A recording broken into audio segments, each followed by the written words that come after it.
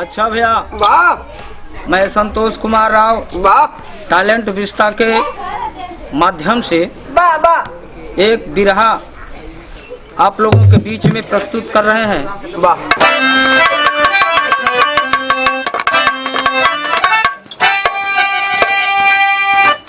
और कीचड़ के कोखी कमल खिल खिलाए, कोयला के खानी से चमके हीरा, लाख कांटा गड़े लाख तूफान हो, और खिलता गुलाब है सहपा के पीरा, अज्ञानता का अंधेरा भरा है, चले ज्ञान का दीप जग जाए सारा, कि अम्बेडकर एक ऐसे सुमन थे, के ऊंचाई पे चमके सितारा।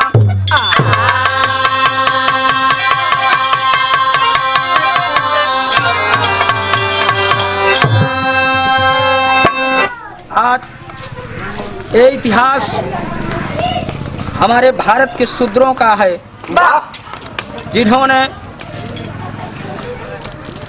बहुत पहले असहाय गरीब और दलितों की लड़ाई लड़े डॉक्टर भीमराव अम्बेडकर जी। वाह वाह एक लाइन यहाँ गजल में कहना वो मास्टर,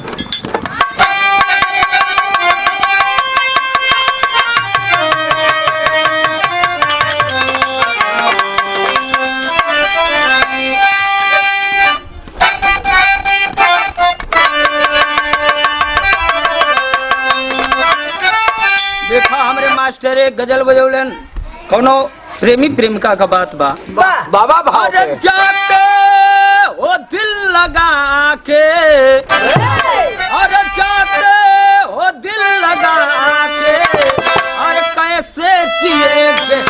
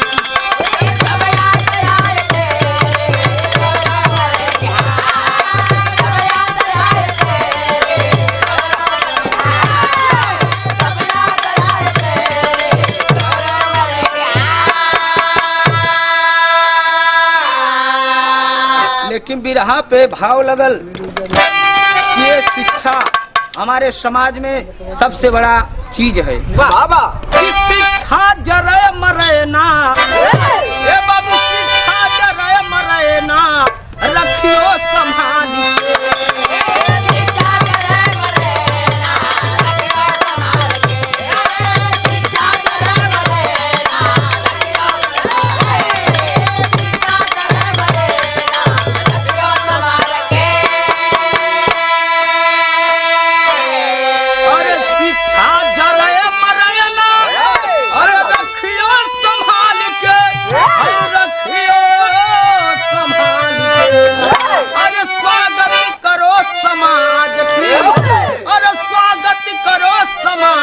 की माला सजाई।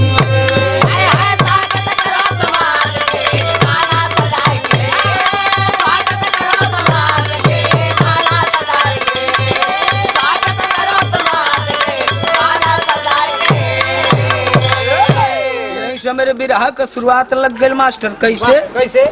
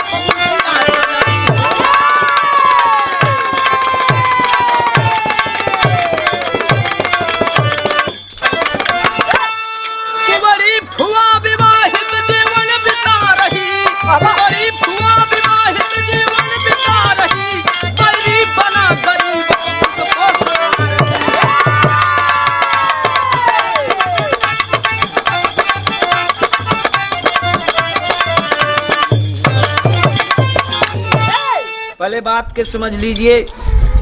बाबा भीमराव अम्बेडकर का पिताजी का नाम रामजीराव और माता का नाम भीमाबाई। वाह धीरे धीरे जब बड़ा होते हैं उनका शादी हो जाता है, वाह। उनकी औरत आ जाती है रमाबाई, और समय बीतने के बाद एक लड़का पैदा होता है जिसका नाम रतनलाल है। आज रतनलाल जब बड़ा होता है, इधर बाबा भीमराव अम्बेडकर इतना गरीब के यहाँ पैदा हुए कि आज गरीबी के कारण ना तो पढ़ाई कर सकते थे अरे वाह जियो। और हमारा दलित समाज भी यहाँ के दबे और कुचले हुए थे। वाह क्या आज बात बाबा कर रहा है। भीमराव अम्बेडकर के गरीबी पर कहना बा मास्टर, एक लाइन हाथ कर दबा।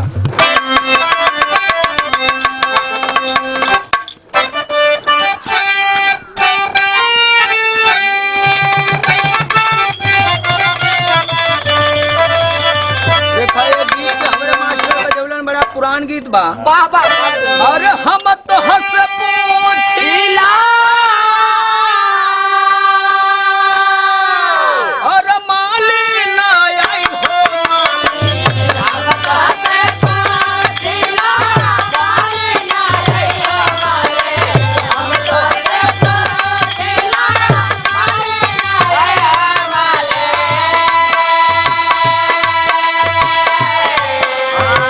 काहे के प्यार लाए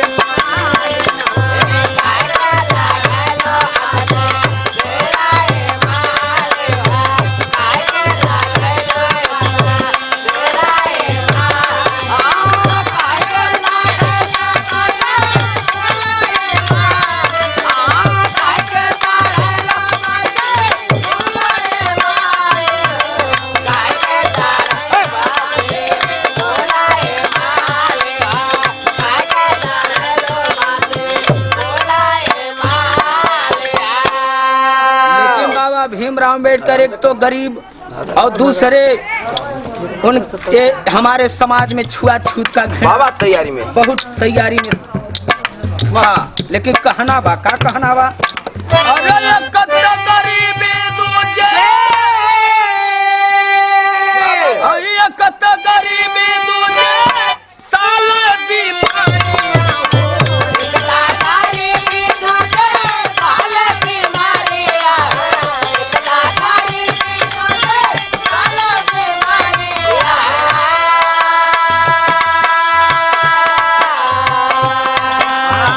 छतिया पे गिरा लम्बा, आरा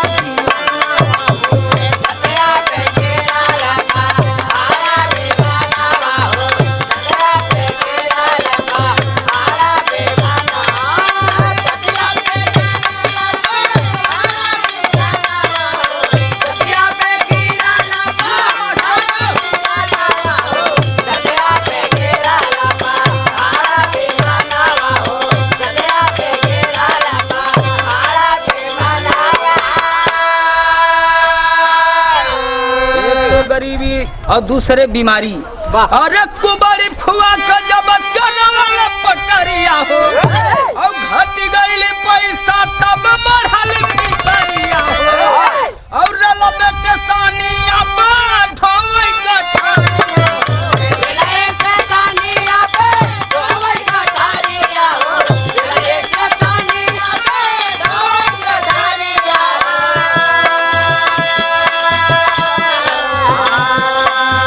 बहिया टूटाला बारी यारा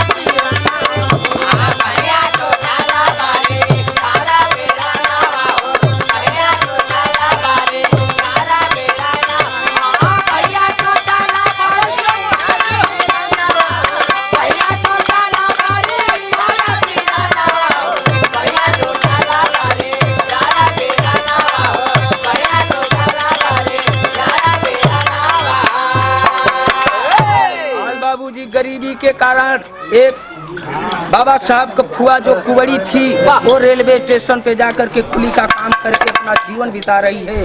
इधर बाबा भीमराव अम्बेडकर गरीब तो थे लेकिन आज पढ़ाई के उनके बड़ा लालसा थी। पढ़ाई ये हिंदुस्तान में जब उनका पढ़ाई नहीं हो सका तो वो लंदन के चढ़ाई कर देते हैं। और जब लंदन में जाते हैं उस समय कलानी तर्जबा मास्टर कौन हो?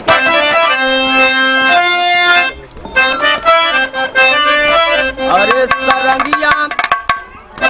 सरंगिया वाले का है डेरावा, अरे सरंगिया वाले का डेरावा हो बताई दाए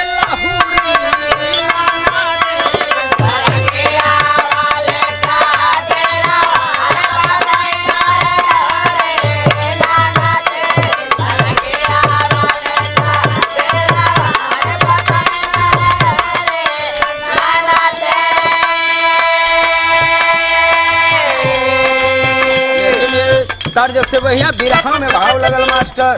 आज बाबा भीमराव अम्बेडकर लंदन में जाते हैं पढ़ाई करने के लिए। वो समय का भाव लगल बा कि खुद गए लंदन नगारिया, बाबू खुद गए लंदन नगारिया, अरे बीमारिया साले बा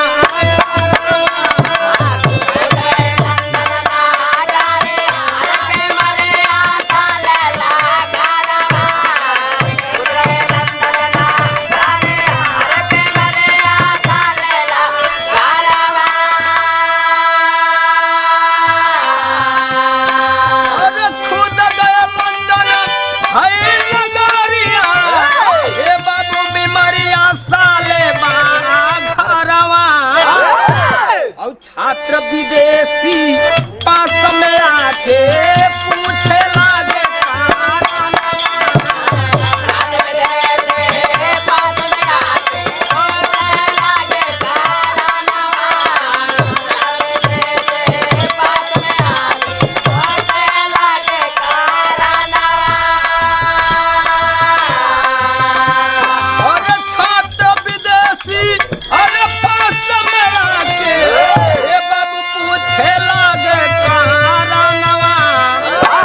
एक मीटिंग भोजन करते बसती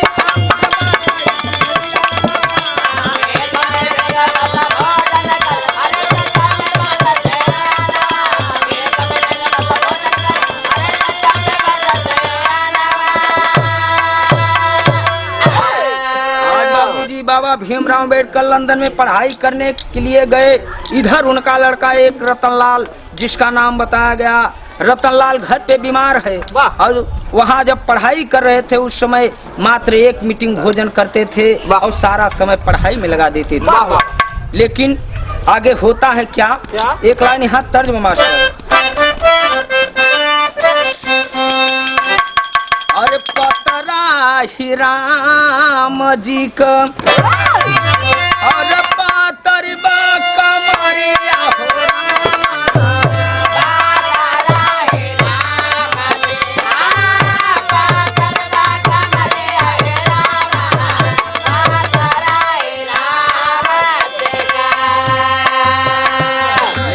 तर्जुआ के बदल के हमरे उस्ताद बाबा बिजलाल गावत रहे। अरे ना तपहीन बसारी साया, नवेली दुल्हन आई अपने सैया से फरमाइश कैले बा। अरे ना तपहीन बसारी साया और पहिन बसालवारिया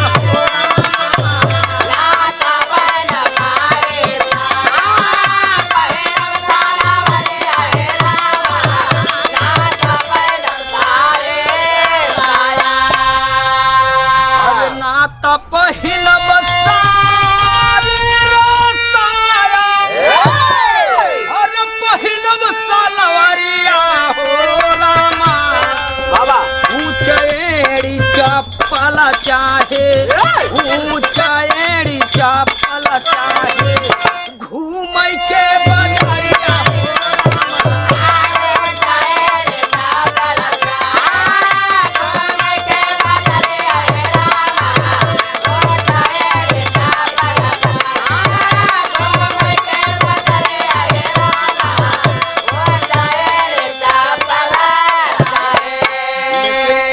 बाबा बाबा भीमराव अम्बेडकर लंदन में है और उनका लड़का रतनलाल घर पे बीमार पड़ गया।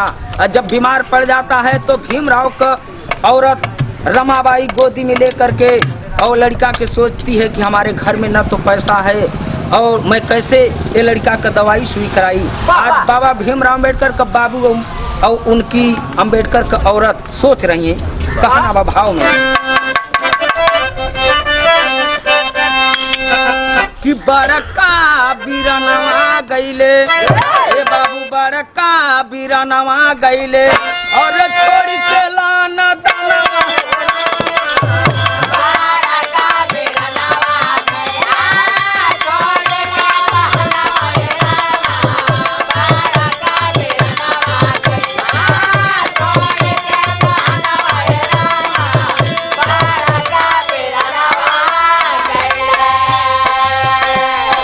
बड़का बीरानवा गईले और छोड़ के लाना दानवा हो रामा। और सुधिया सतावे जबकि सुधिया सतावे जबकि गईले लाना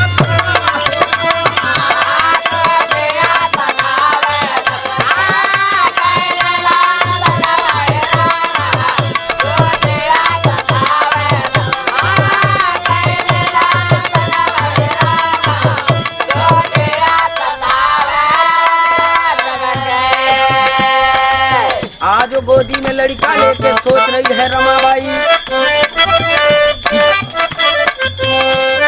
और हमारा रतन बेटा के बढ़ली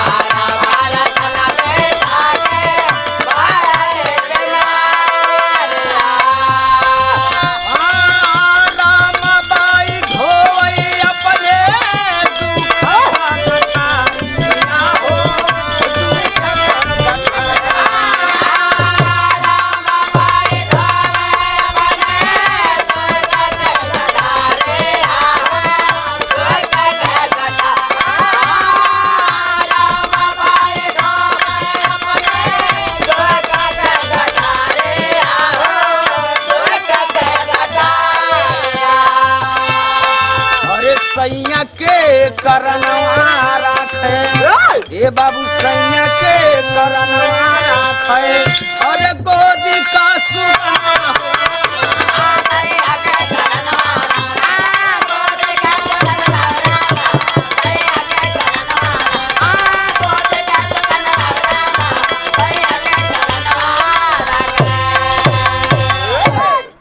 और रमाबाई लड़का को लेकर के गोदी में सोच रही है कि ना तो घर पे पैसा है बाबा और एक तो गरीबी है। आज दोनों और दिन पे दिन लड़का का बीमारी बढ़ी जात बा। इधर विदेशिया में कहना बा मास्टर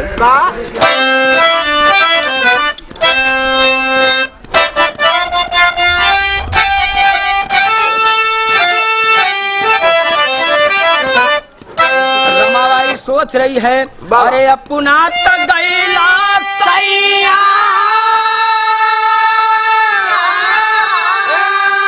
और लंदन के नागारिया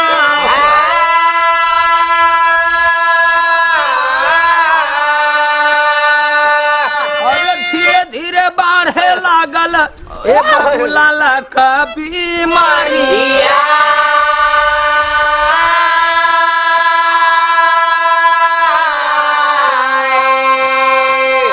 बेचली उपरिया अरे बेचली उपरिया बजरिया में घूमी गए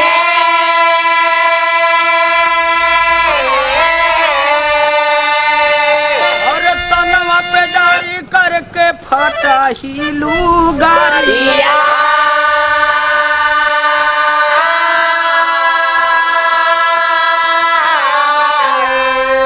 अरे मिले न सुधारा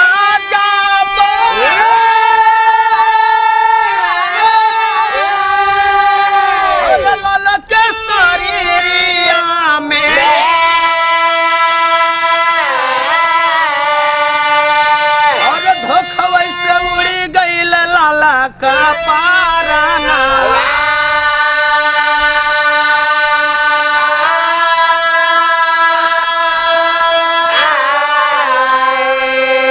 आज बाबूजी रमाबाई बेचारी पैसा न होने के वजह से बाजार में जाती है, फटही लुगरी पहन करके, ऊपरी लकड़ी बेच करके आज लड़का का दवाई सुई कराई, लेकिन बारे भगवान की माया वो लड़का नहीं बचा।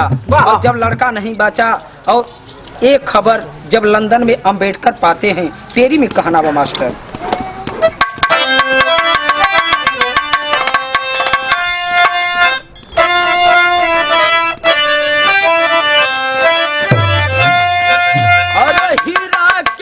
तना परखी जौहरी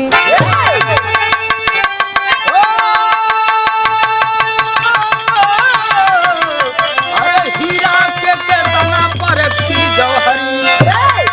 अरे तो लंदन छोड़ चले अम्बेडकर पाके।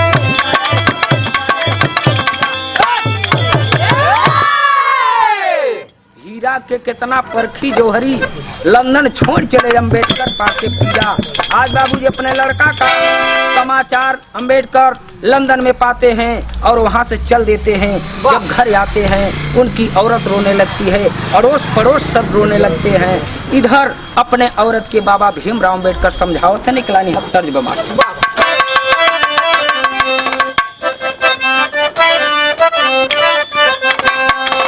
हमारे मास्टर गीत के बजावलन एवं के हमारे मिर्जापुर से तर्ज चलत बा। अरे कचौड़ी गली सुन कैलू रनिया, अरे कचौड़ी गली सुन कैलू रनिया।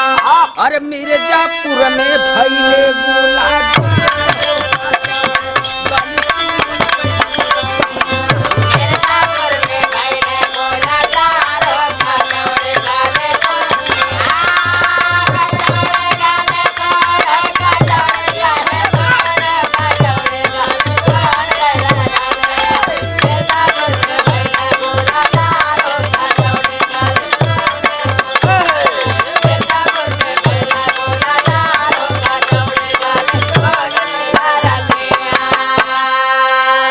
लेकिन बाबा भीमराव अम्बेडकर अपने औरत के समझावत हन कि का करबू, या दुनिया में जो आया है एक दिन उसको जाना पड़ेगा। कैसे समझावत हन मास्टर? लिखला करमावा में भोग हो, अरे लिखला करमावा में भोग हो, भोग सना सार मोरे।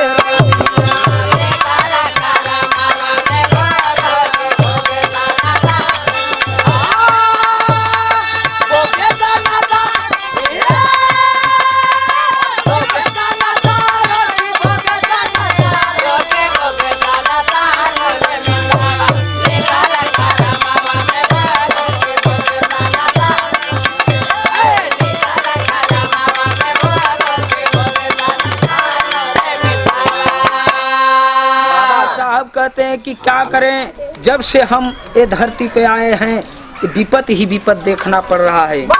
कि रहल अरे भइले जिंदगिया में सुखवा सपना,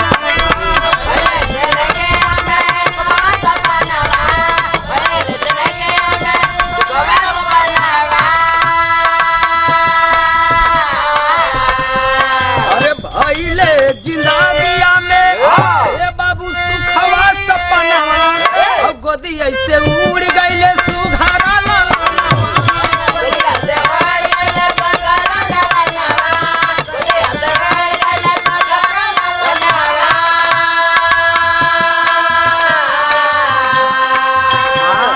राजा रंग का मुनि गईले हार हो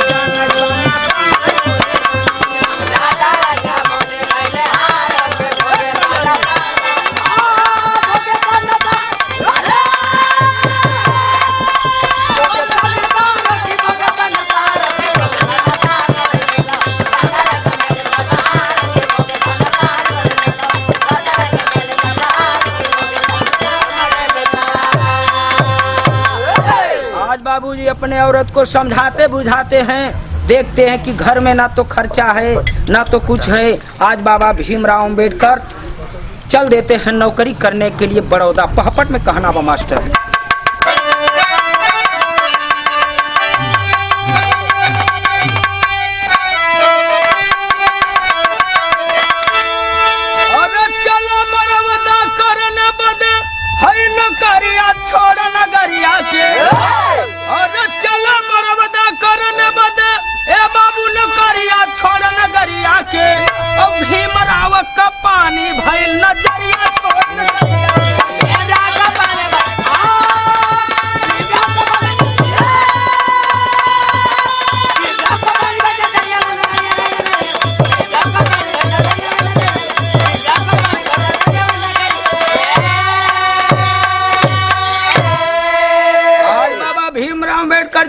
नौकरी करने के लिए जाते हैं, वहाँ एकदम छुआछूत, जहाँ भी जाते हैं उनको बैठने के लिए समय कहीं स्थान नहीं मिलता।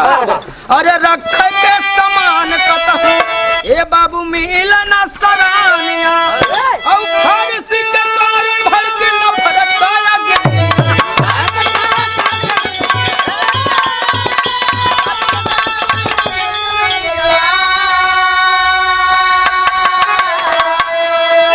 अरे आधी रात के धधका लगल है लवरिया छोड़ नगरिया के, औ आधी रात के धधका लगल लवरिया छोड़ नगरिया के, और छुआछूत का फैली रही बीमारियां छोड़ नगरिया।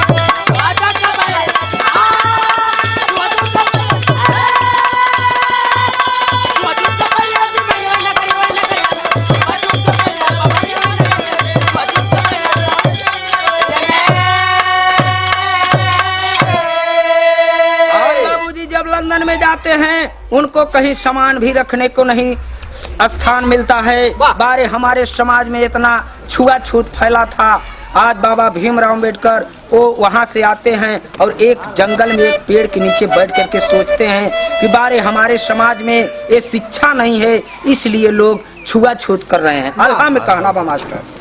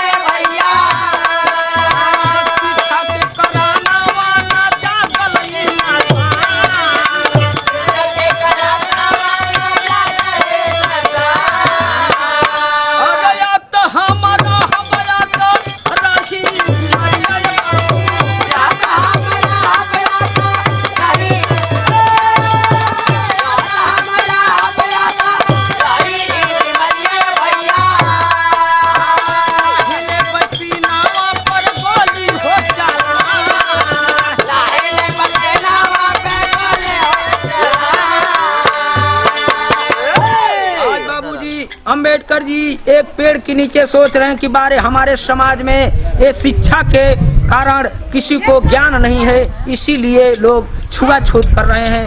बाबूजी वहीं से संकल्प ले लेते हैं कि मैं अपने समाज से छुआछूत हटा करके रहूंगा, और नहीं तो अगर नहीं हटेगा तो मैं खुद अपने सीने में गोली मार करके मर जाऊंगा।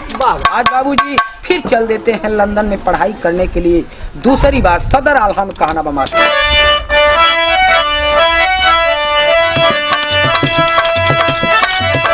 अरे खाई के कसम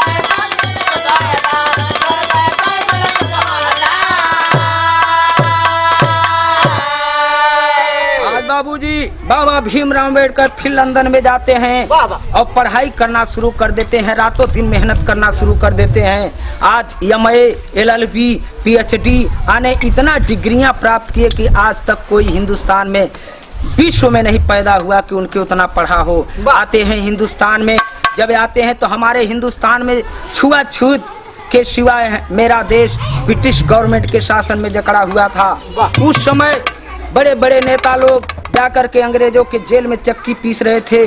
अंग्रेजों ने ऐलान किया, अगर है कोई माई का लाले, अगर संविधान बना करके दिखा दे तो हम ये हिंदुस्तान छोड़ करके चले जाएंगे। आज बाबूजी बाबा भीमराव अम्बेडकर को बुलावा हुआ, उनको समय दिया गया और वो संविधान बनाना शुरू कर देते हैं और 2 साल 11 महीना 18 दिन में संविधान बना करके दिखा दिए। आखिर अंग्रेज यहाँ से चला गए।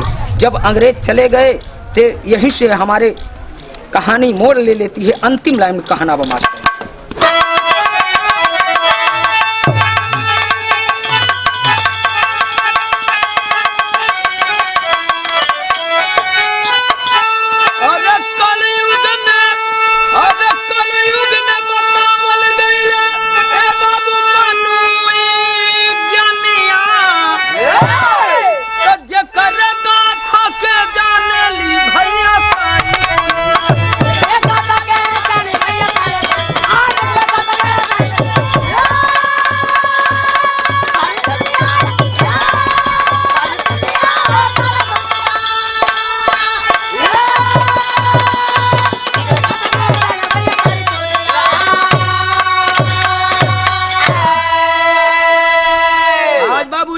भीमराव अम्बेडकर पढ़ करके आए, संविधान बनाए और हमारे दलित समाज को आजादी दिलाए।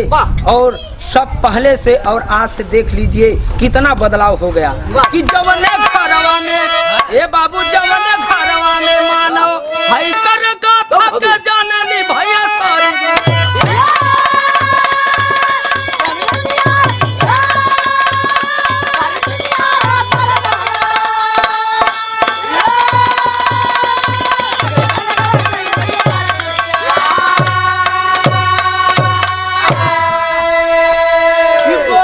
के पास कोई हथियार नहीं था, वो केवल कलम उनके पास था। वो कलम से हम लोगों को आजादी दे दिए। और इसीलिए कहना है कि आप लोगों से कि अपने बाल बच्चों को पढ़ाना लिखाना, शिक्षा वो चीज है, शेरनी का दूध है, जो पिएगा वो दहाड़ेगा। अंतिम लाइन कहना बा कि गुरु मूरत इस देश के खातिर, अरे बाबा भये कुर्बान।